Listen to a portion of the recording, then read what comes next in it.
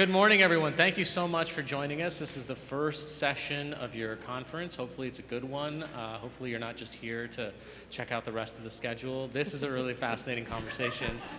My name's Sreenivasan, and just in case you forget any of our names and our titles, we are sitting in the exact same order as these slides, right? Just so you know, right here next to me is Julie Lammers. She's a senior VP from ASA. Next to her, Hudson Baird, co-founder and executive director of Peloton U. Next to him, Dan Fisher, a president and CEO of the ECMC group. And finally, last but not least, Aisha Francis, Dr. Aisha Francis from I just forgot it. Franklin Cummings Tech. Franklin Cummings Tech, because I was going to say Franklin Tech, and I knew there was another word in there that was missing. Benjamin Franklin Cummings Tech. So, first of all, this conversation, I think, is interesting to me and has been interesting to me for a number of years. I've been doing these higher education stories on the NewsHour, partly because I think there's a perceptional challenge along with practical challenges. So, in the conversation, just to give you kind of an outline of what we're going to be doing today, we're going to look a little bit about the challenges that are present. We're going to talk a little bit about kind of what is working, what are the kind of best practices, what are the things that we are learning in both the data from surveys and also from practical stuff that is happening on the ground. And then we're also going to talk a little bit about policy and what perhaps we need to be thinking about as structural changes. I know many of you are in the K through 12 system. Many of you, let me just get a show of hands. How many of you are kind of in the K through 12 section of higher ed? Okay. How many of you work with students that are college bound? Okay, all right. And how many of you advise students toward a post-secondary degree, 4-year school? Okay. Now, this is the ringer. How many of you have kids that are about to go to college? Okay, so I asked that last one because, as Dan and I, we were just talking earlier, as much as you know about this space of higher ed, whether you're part of it, whether you're part of the K through 12 system right now, there's still a ton of information that when it comes to making that decision, and when you're a parent and you're about to help your child or write that check, it becomes overwhelming. And that's just kind of shocking that there's this massive gap, and also for me an opportunity where we can be here. So first, I want to start taking a look at some of the kind of perception-wise challenges. You know, last night when I got here, there was a feature on the NBC Nightly News that was talking about how the state of Pennsylvania has joined Utah and Maryland, I think, to make 65,000 more state jobs open to people that don't have a college degree. And I might be wrong in this, but there's still a way that we, and I mean we as in the press, portray what college is, and we as in Hollywood portray what college is, that kind of, there's a very strong subtext of what is success after high school. So how many movies have you seen where I can just tell you the 4 scenes, right? There's either a minivan or a station wagon, I'm aging myself, that's pulling up to a quad. We've got ivy coming down. We've got co-eds throwing frisbees. The parents are moving someone in, right? We're talking about a residential 4-year experience, which is an incredibly small percentage of how people get higher education in America today. But somehow we have said, well, if my child doesn't do that, then maybe they're not a success. Right? So anyway, to me, there's still a perception gap here. And again, I know that things are changing, but it still seems like that's something that we have to kind of work on uphill. Now, ECMC just dropped a little bit of data, and I want to start some of the conversation there.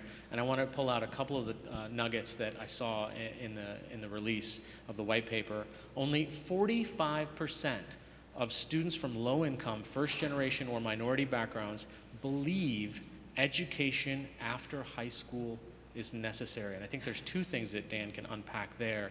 And then also, only 8% feel fully prepared to make the decision of what to do after high school. Dan, you want to expand on that? Yeah, thanks, Hari, and thank you for this very important discussion. I want to thank Gene, Eddie, and the team at ASA for sponsoring this, because this is important not only to the trajectory of our youth, but also broader. These have long-term impacts for the American economy. So as Hari mentioned, we've been looking at some of the data, and I think it's important to start with the question of what are our students telling us? And I think as we've looked at this for the last 3 or 4 years now, we've gathered 5 or 6 longitudinal studies, and the trends are really important for all of us to understand.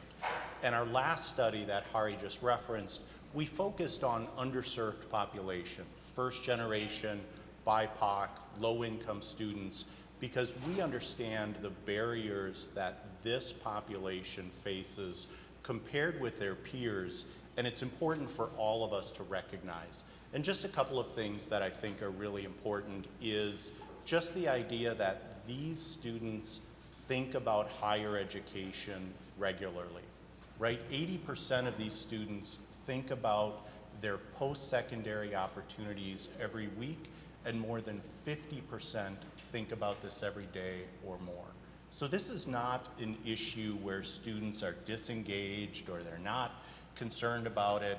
They're really thinking about it, but they're also missing really important pieces of information. And this is going to require the engagement of the entire spectrum. Folks that are thinking about post-secondary education advising, schools, employers, policymakers, government, everybody has a role to play in this, but we have to start with what are our students telling us? And I think this is just an important opening to the discussion. Lift up your mic next time, too. Oh, sorry. Trying to interrupt. avoid the feedback. Yeah, no, totally. Aisha, I want to ask you, Dr. Francis, what is the thing that your students tell you most about why are they coming? What are their needs? Absolutely. So Franklin Cummings Tech is a 2-year technical college. We are a commuter campus, minority serving institution, and most of our students are identify as men of color. So what's important is that there is clearly an understanding of the importance of post-secondary education, to Dan's point. They're coming because they want to improve their earning capacity and improve their potential to support themselves and their families and to provide for a good life, and to do that in a way that is fulfilling to them. Most of our students describe themselves as hands-on learners and as folks who are engaged in thinking with their heads and working with their hands. So that's who we serve. I think what's interesting and important to share is, we realize that there is a huge need for more technical and trade education that is, middle skills, at the middle skills level. And what's important in the Commonwealth of Massachusetts anyways, these kinds of indicators of demand, that the demand is there. So there are 18,000 applications for Voc Tech high schools for 11,000 spots. So I think, there is certainly more work to do, but there is a growing demand for this type of education, and it's how do we make it more available and clear up the pathways for folks. Do you think that career counselors see trade schools as college? I think there's a bit of a, what is that, Rorschach test? It depends. And I want more of them to understand that, at least in our case, you can have both. This is not an either-or conversation or option. We deliver trade education that carries college credit. And so, we believe that makes for a more resilient workforce and gives folks more options. And whether they want to start with, a few courses or certificate and add on and stack those credentials, it's up to them. But it's flexible education is the point. And we just want to make sure that more people do understand that trade education and college can be one and the same. Dan, in the surveys, what were the students looking for from the schools? What did they wish they had when it comes to that information gap? Well, I think they're looking for what is the value proposition. They're looking for what is the pathway that I can take that's going to satisfy my particular needs. But they're also very concerned about what we call the basic needs problem, right? They're concerned about housing. They're concerned about transportation, they're concerned about food. A lot of these particularly marginalized students are really concerned about how do I make the transition from high school to college in a way that's not going to add to crushing student loan debt, that's going to allow me to focus on my education and get through this process. And I think a lot of them that we're seeing are really starting to better understand the less than 4-year pathway that Aisha mentioned. And this idea of destigmatizing career and technical education is a very important part of the discussion that I think we all have a role in. Hudson, you helped found Peloton about 11 years ago, and you figured out kind of a lot of, well, unconventional approaches, because really the convention still has all these gaps that we're all aware of. So what are kind of the ingredients that you found in these 10 years now of what gets you to that sort of 83% graduation rate that you talk about on your website? Because that's kind of off the charts. Tell us about how flexible and how personalized it is. I could talk to y'all for hours about that. So if you want to get a beer tonight, let me know which happy hour you're going to, and we can talk about it. But in broad strokes, other than having a bad name, I wish we wouldn't have picked Peloton. It's just, gets us confused with the bike company a lot. We really do two things, because we're torn between this tension of we still believe in a certificate associate's and bachelor's pathway as a means of economic mobility and a change in identity for students for whom that's their aspirational intent, particularly students who are the first in their family to go to college. And so while we agree that we need to expand pathways, while we agree that the ROI of college is deeply broken, and there's like very important cultural questions related to the pros and cons of whether you should go and where you should go, like at the end of the day, we're still team college. But it has to be rethought. And so that comes from first an understanding of who the customer of college is. And forever, kind of college was this thing that was largely designed for rich white guys who wanted to be like lawyers or doctors or ministers in some senses. And so like it has an infrastructure related to people who can afford to be on campus full time, make studies a primary area of focus, enjoy the liberal arts. But that's not the reality at all of our circumstances related to the important cultural role that post-secondary education plays today. So all that to say, at Peloton U, we effectively do two things.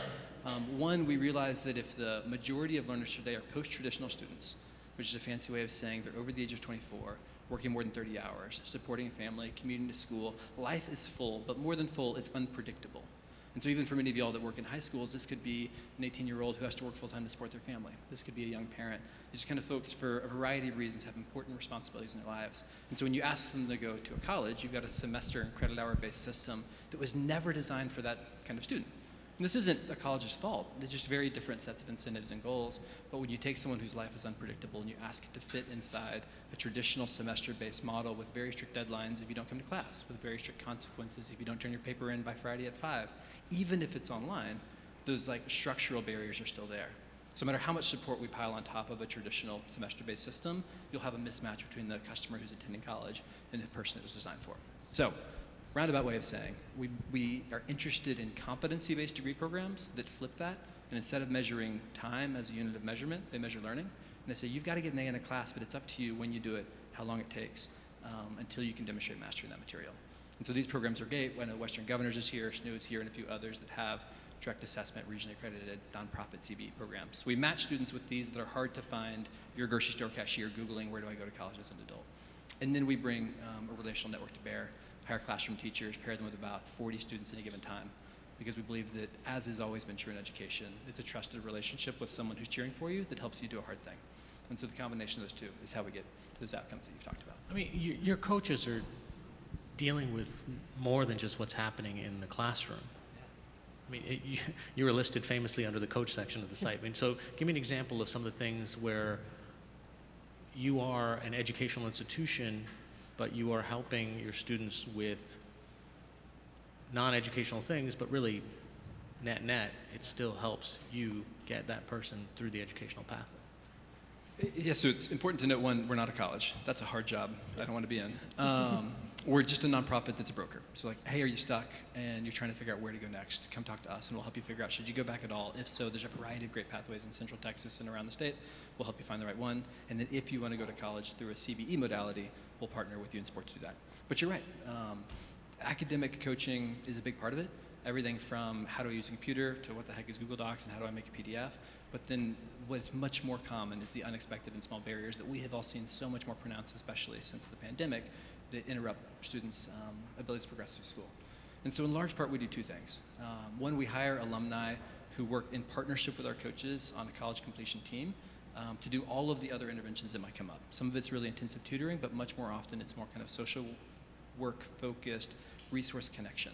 It's kind of like, hey, I need this thing and I gotta wait in line, I gotta call these people. And so we're helping students feel like they're not alone in the journey of advocating for and navigating social service provision in the communities where they live. And the second is we have a large fund of kind of direct cash investments that just used to be scholarships. And the more we've talked to students, the more that's gotten sliced to it's scholarships plus mental health grants, plus childcare subsidies, plus emergency bridge grants, plus support with transportation, plus tech and Wi-Fi support at home. And so students have like very direct proximity over how those funds are allocated. And in Q4 of every year, we go through a process with our students of them telling us where those funds need to be made available, how we can make the process more effective, and then students decide how to allocate those funds to their other students every year. Dan, he mentioned mental health grants. That was something that came up in the survey results as well, right?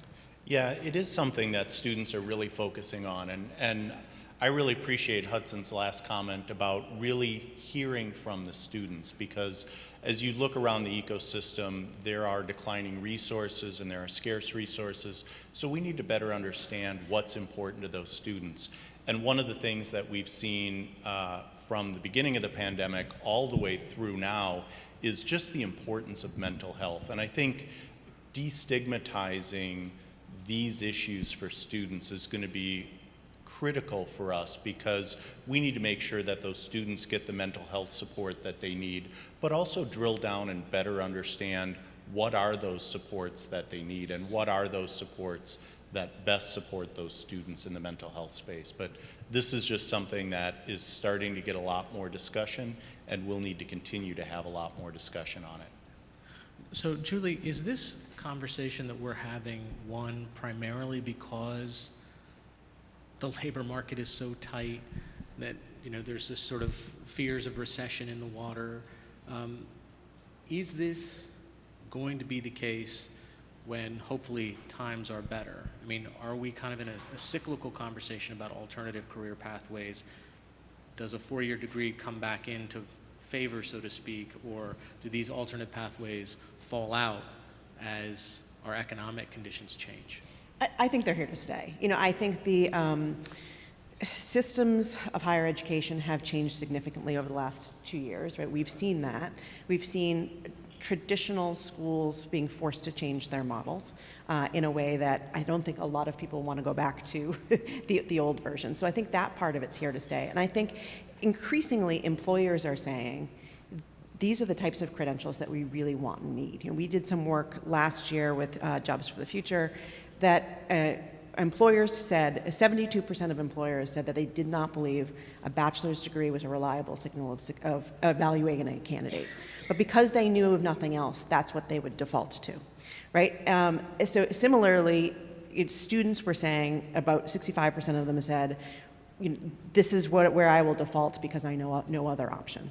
So there is this openness to the idea of I want something different when it comes to post-secondary education. The landscape is awfully complicated to navigate.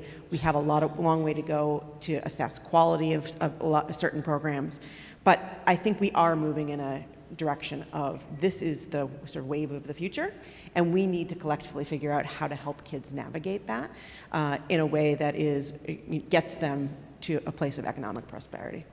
So when you're advocating or speaking with legislators on either the national or the local level, when you have these kind of forces aligning, when you have employers saying we're looking for something better, when you have students saying we're open to something else, and you actually have some bipartisan agreement that which is very rare these days, right? And really refreshing, right? So what's the last hurdle there? How do we get over that? So I think there have been a lot of conversation. I think the biggest hurdle is sort of whose responsibility is it, right? Is there a federal role, particularly when it comes to funding, to be involved in this, or is it more helping people understand quality and navigate systems? I think we are seeing increasingly governors align a lot of their systems around this longer workforce pathway, right? We've seen it in Delaware. They've done a fairly good job of it in Massachusetts, setting up Department of Labor, Department of Education, and Commerce to all work together from the standpoint of where do we need kids to be starting in kindergarten, going into the workforce, and are all of our systems aligned to make sure that that's happening? The Biden administration has talked quite a bit about this as well, and I know Secretary Cardona is here at the end of the week talking about their new Pathways initiative that is really focused on this issue of how do we also align federal resources so that they're sort of using their bully pulpit to say this is important, and we are going to help you align federal resources and sort of direct states to do this as well. So, I think that's sort of the direction we're moving. And as you say, there is wide bipartisan support about this. We did some work last year talking to a group of what they call DC insiders, about 200 or so policymakers and think tanks about their perceptions of these paths. And there was huge bipartisan support. In the 80s, everyone agreeing on the same issues. It really came down to funding of them and where tweaks around federal financial aid should go. Those were the biggest hurdles, but the overall acceptance is widely bipartisan.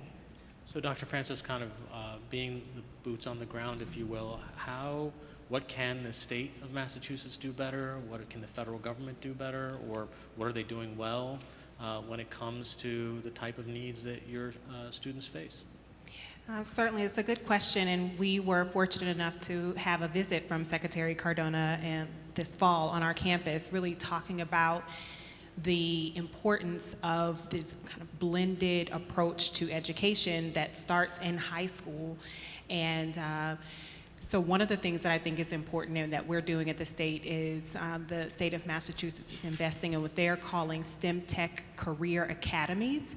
It's their version of the P-Tech Academy. We are one of the 5 colleges where this model is being rolled out, and the goal is for students to graduate from high school with a diploma and an associate's degree.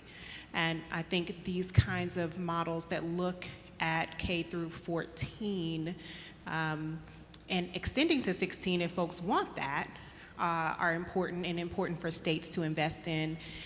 What our state calls, what Julie described, is the Workforce Skills Cabinet, where labor, education, and workforce are working together to really think about policies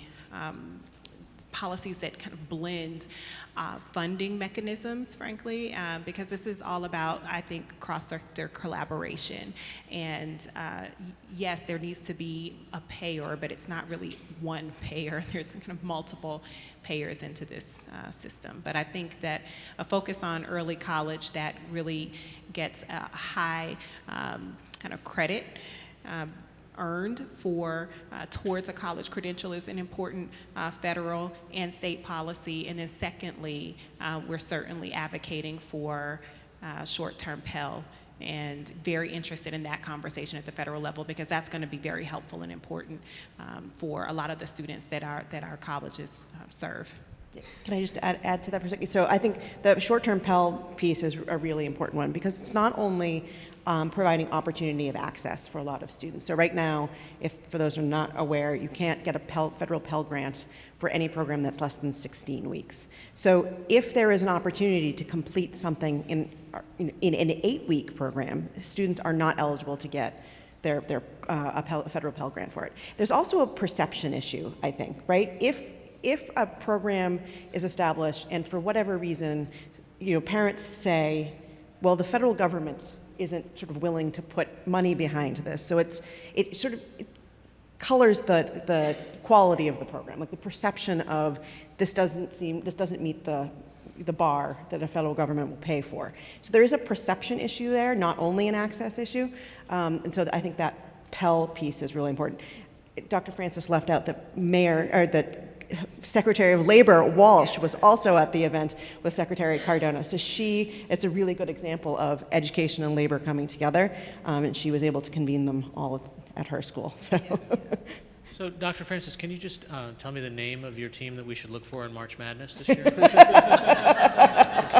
Oh my goodness. Listen, mean- everybody's going into sports these days from our education. I mean, I say that in jest, but think of how much money has been spent on marketing sports teams around America.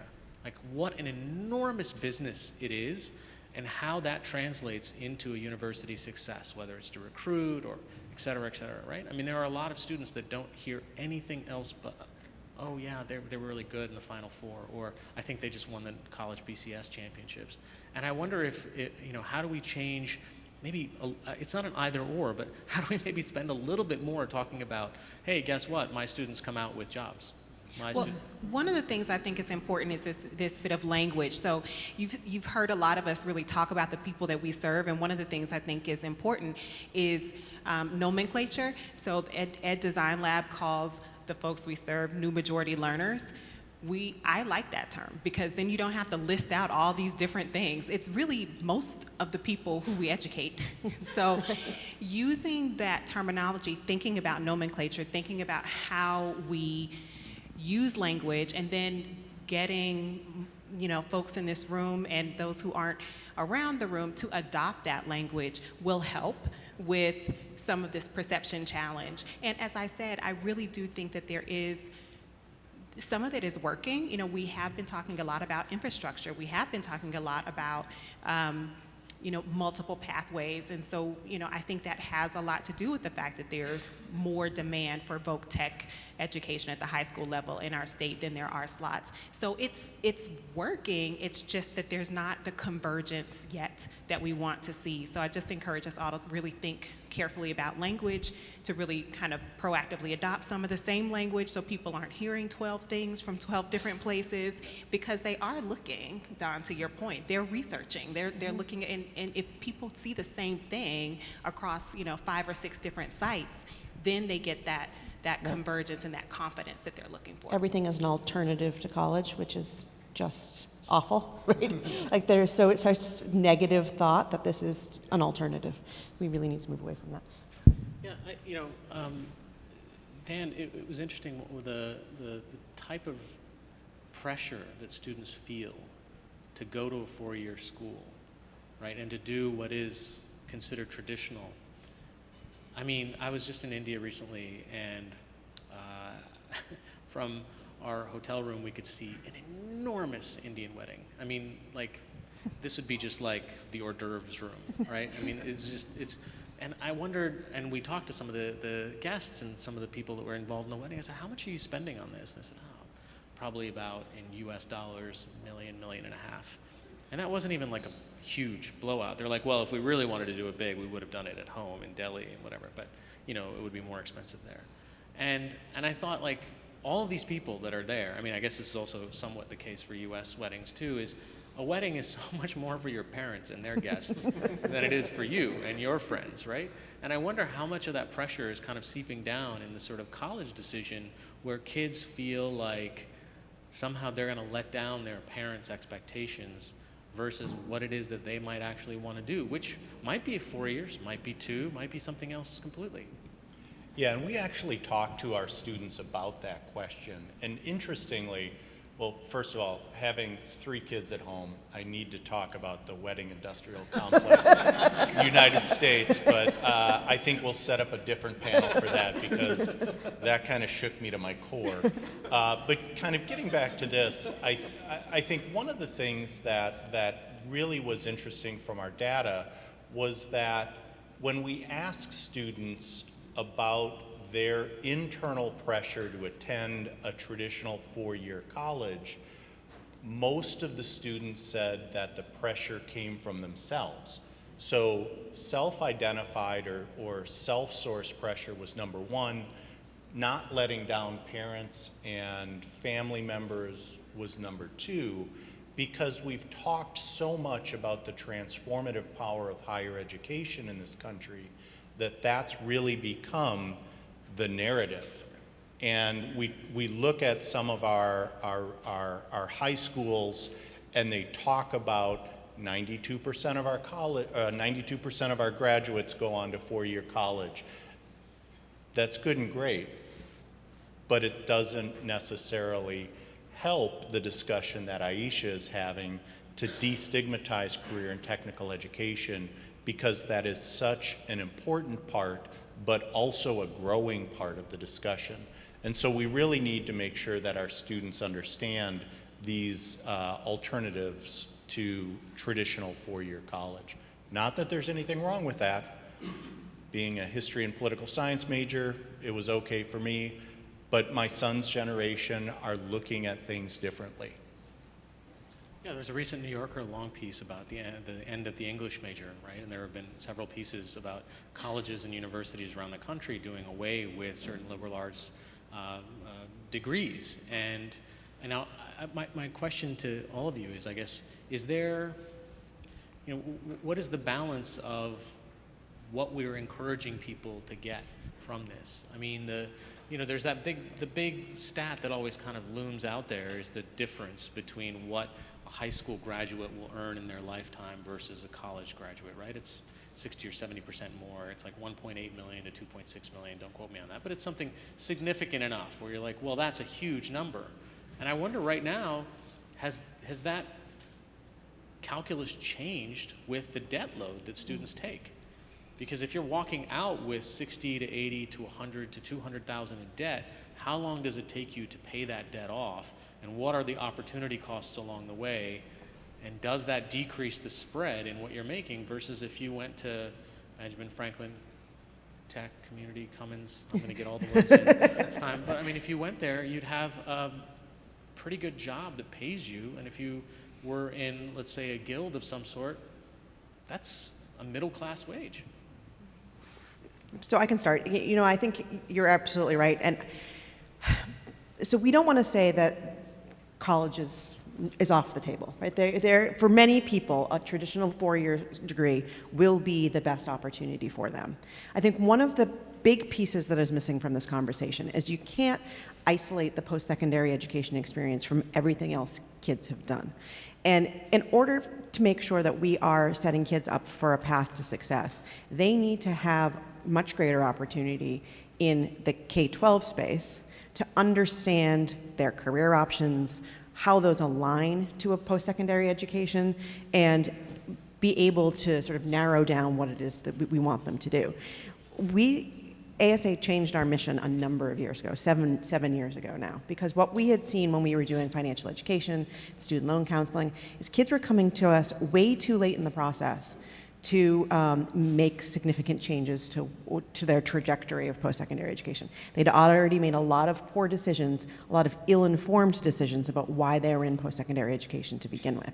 And so without having that sort of long view of how are we setting kids up for success at a much earlier age and having them now make deliberate choices about post-secondary education rather than just sort of falling into it because it's what's next, which is what happens quite a bit.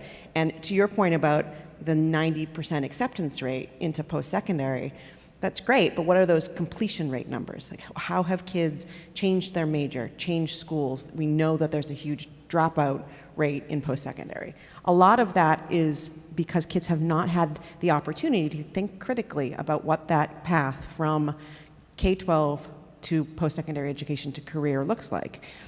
So that misalignment and that missed opportunity, I think, is really, really important when we're saying these are the types of post-secondary educations that work for you. You have to have had that opportunity to explore, to experiment, to understand what your trajectory is before making that post-secondary choice. So I think that piece is one that's we need to do a lot collectively to encourage. Dr. Francis, you were going to say something? So I think that the Franklin Cummings Tech model is to really find more opportunities to get folks credentialed, whether that is credit for other types of learning, whether it is giving folks credit at the high school level, and that can help bend the cost curve of college and other post-secondary options. And so I think that there are tools that we have in our toolbox. We just need more folks to pick them up. Let me kind of toss something in here, a little bit kind of inverted to the discussion that we're talking about. is there a danger here that we start recommending trade schools and technical colleges for certain groups of students, and other students we say, I know you can afford this, so you go ahead and get that 4-year residential experience? Are we kind of tilting the scales here on creating essentially an underclass of data entry workers or factory floor workers, but the CEOs are the ones that get to finger paint and do, philosophy courses and think strategically? And that was kind of one of those conversations that happened in the late 90s as well, when we said, oh, well, data entry jobs are going to be, everywhere. Well, what is the upward mobility of that person that's kind of a first line software engineer versus the manager that runs the company? So I guess in this era, I guess the way to phrase that is about equity and about a conversation where we are trying to include all kinds of people in all kinds of places in our jobs, for any of you. I think it's less about early tracking individuals into schools. And to Julie's point, I think it's more about increasing the information out there. Because back to your earlier question about the 4-year college degree premium, we can do better about minimizing the missteps for people that don't go into a traditional 4-year college space. And just anecdotally, my son goes to a high school that has a fairly significant population that goes straight into 4-year colleges. One of his friends has made the decision that he's going to go to the Minnesota version of Franklin Cummings Institute because he wants to become an electrician. And he's going to make that decision as an 18-year-old. He will be done by the time he's 19 or 20. He will be out in the economy earning a family-sustaining wage well before my son is even thinking about choosing a major or graduating. So if we have that information out in the economy for folks to better understand what their pathway is, we better give people the opportunity, or we have a better opportunity to give people the opportunity to select what works for them. And I think that's really the more important takeaway here. To build on that slightly, and answer you directly, I'm very worried about that. I think the extension of the college doesn't matter as much, it's not for everybody, is often being pushed by policymakers who went to college and wealthier upper middle class white families who still intend to send their kids to college. So it's just you can make a great job as an electrician or something, and it's not being internalized as a meaningful pathway for communities that have historical backgrounds of privilege. And the net result of that will be that networks and relational opportunities will still be ensconced in a harder to access place.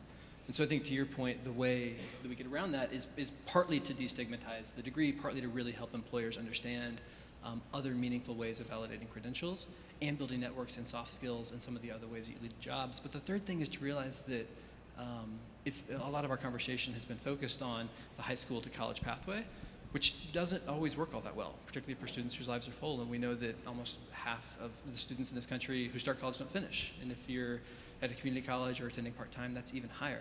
And so not just are we talking about what are the more expansive pathways to good jobs, but what are the pathways you can go back to? What are the places you can go when your life is full, when you're a single parent, when you're working 2 part-time jobs? What are the ways that we're thinking about the flexibility of building the infrastructure and the funding in short-term Pell and other ways so that students whose lives are full can get caught back up and jump back on the escalator later in life when things have happened have gotten in the way? I think there's also an important aspect of if there are a lot of high quality opportunities, it mitigates the equity concerns a little bit. Deeply concerned we're sending kids to down paths that will not get them to a place of economic prosperity. But if we can build high quality models that have similar outcomes to a 4-year degree, then we have created a system that has something for everyone depending on what it is that you want and need. But that quality piece is incredibly important. We don't want to be sending kids down paths that are not going to lead to good outcomes. First generation learners also have some of that increased self-directed pressure that we talked about in the survey. and they're also feeling it from other members of their family. Like, I remember we did a piece, I think it was actually based out of UT Austin, and most kids, when they hit that first class that they bomb in their first semester of college, if they go back to households where their parents went to college, their parents say, it's going to be all right. This happens to you, this happens to everyone. If you want, we can get you a tutor, et cetera, et cetera. But that first generation student, it's sort of an identity crash. Maybe this wasn't the right idea. Maybe I should stay at the laundromat and help the family because they could really use my labor, right? Like, lots of other factors are changing that decision on whether to stay and stick it out or walk away. I'm wondering, what do we do to try to improve the process where we're onboarding people who might be making a first-time commitment for their family to come into higher education? And similar to what Hudson was saying, I mean, how do we meet them where we are? Not that they all have to go to Peloton U, but which would, be great for you. But what are the other places where existing institutions can try to adapt in some way, where we can say, okay, this is your reality. I still believe in you. I still want you to come through this. You might not write me a check for $24,000 for this semester thing, but I still want to work with you. How do we change institutional thinking that way? So, Hari, this is where I think it's important to lift up minority-serving institutions, majority-minority institutions, because in those environments, first-generation students are the majority. And so, we have a cohort-based model. You're peer coaching. You're helping each other. And we have a coaching system. Our student success team that staff are coaches.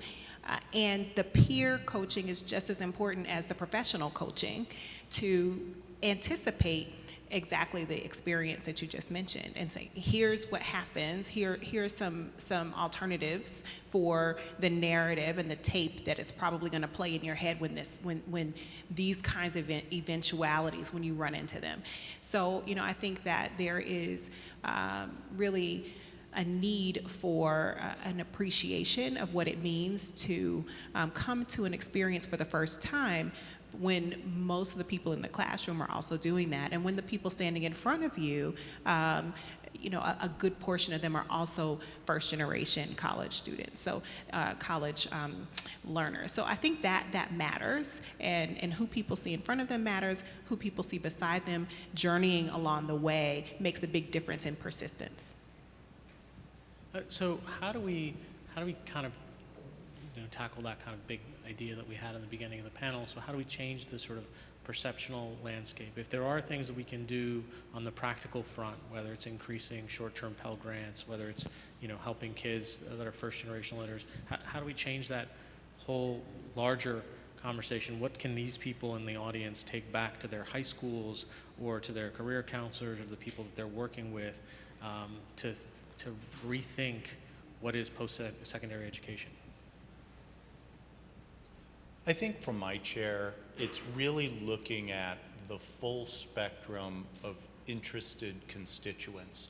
And by that I mean just recognizing that everybody has a role to play in this ecosystem, including employers, policymakers, government, and those folks that have traditionally not been part of the retail education experience, like Dr. Francis and her team, because one of the things we're starting to see, to Julie's earlier point, these are not temporary concerns when you're thinking about labor shortages.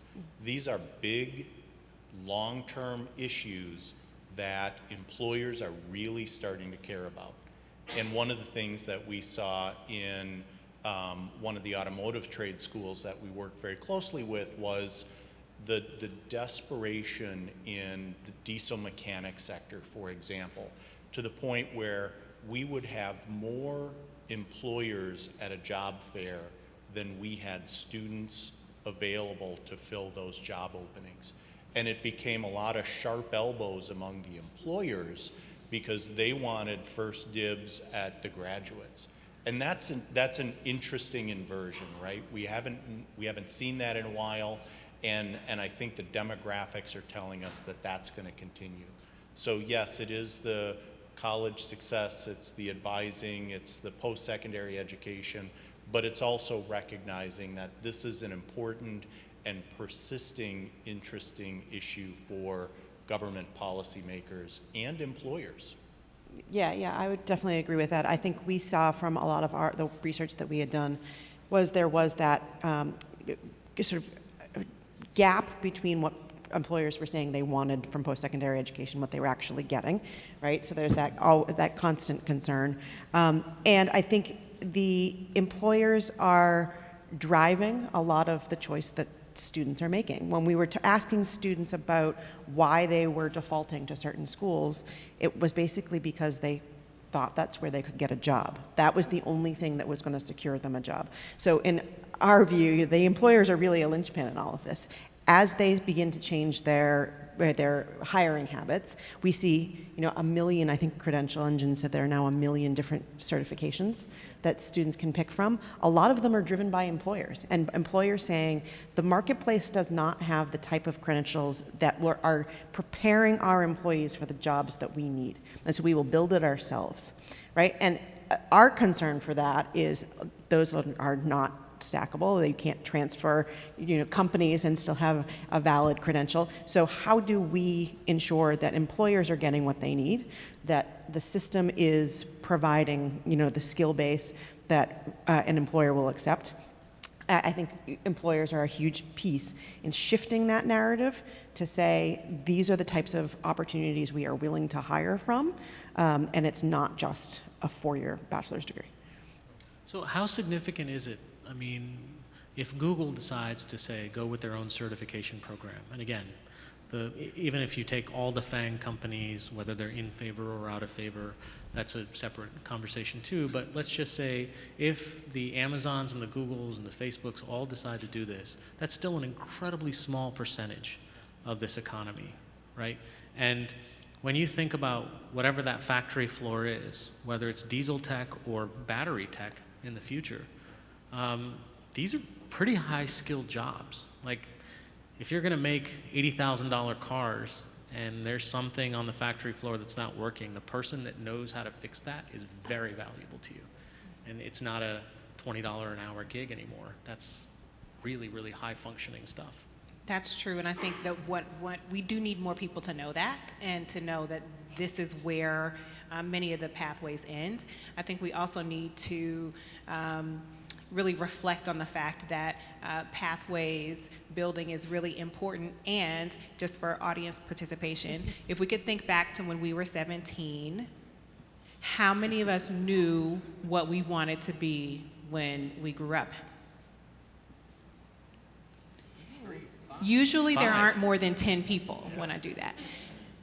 So it doesn't mean that we should not be doing this work, and I understand that the stakes are high. It is still a pathway. Our entire system is set on this pathway of choice and exploration. And it should be the joy and the privilege of people who are new majority learners to have the opportunity to explore things and figure out whether or not it works for them. And we need to help de-risk that process over a long period of time, because it took all of us a long period of time to get where we are. And so the piece that you were mentioning about, do we track people?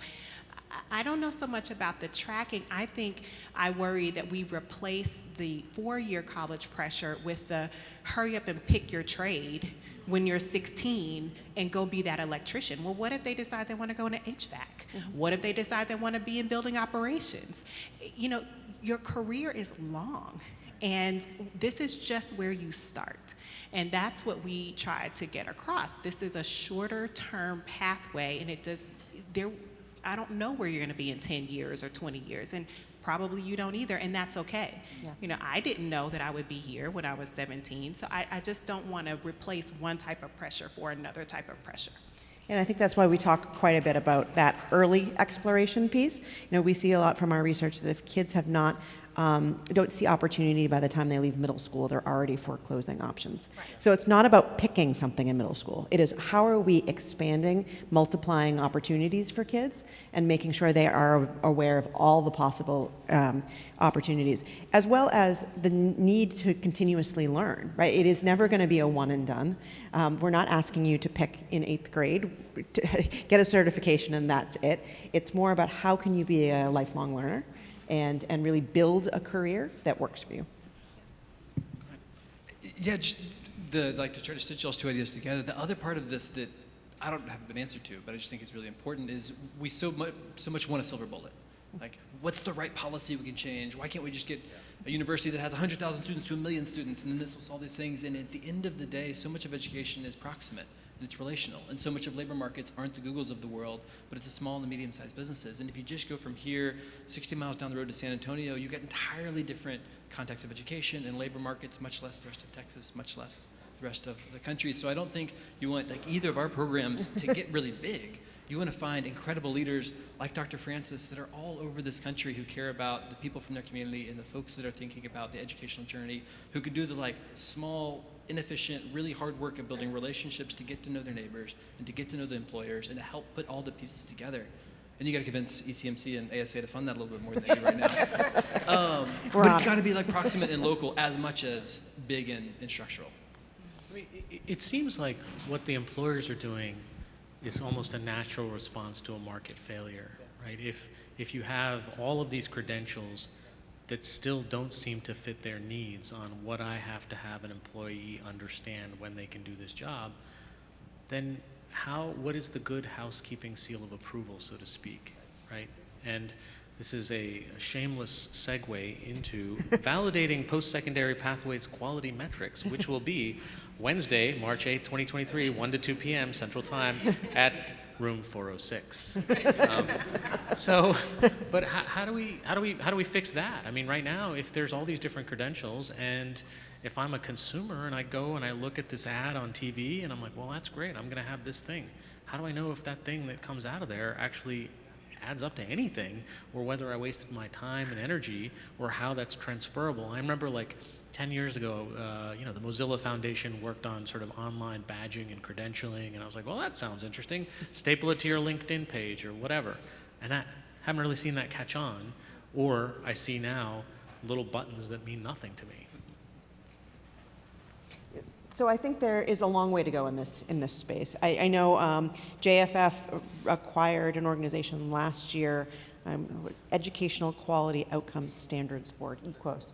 Right? It's a catchy name. It is, isn't it? They Really probably bought it rolls for the off the name. tongue, which is why I needed my notes. But they're really trying to create that framework for both employers, policy leaders, to say, what is that new accreditation process for this growing field of diverse post-secondary education pathways? So, but I think there's a long way to go to get there, and we're not nearly there yet.